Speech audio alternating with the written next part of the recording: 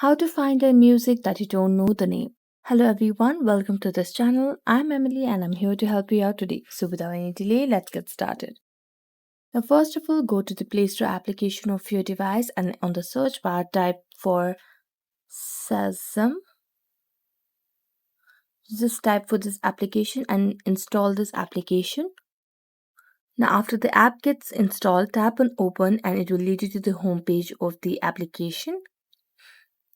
Now as it sets up, you also need to give permission to a lot of other factors. So just give permission to record the audio.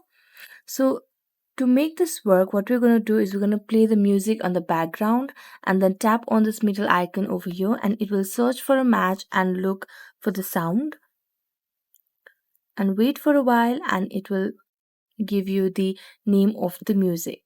So there you go. So thank you so much for watching this video. If you enjoyed watching it, don't forget to like, subscribe and hit the bell notification for more updates. That's it for today and see you next time.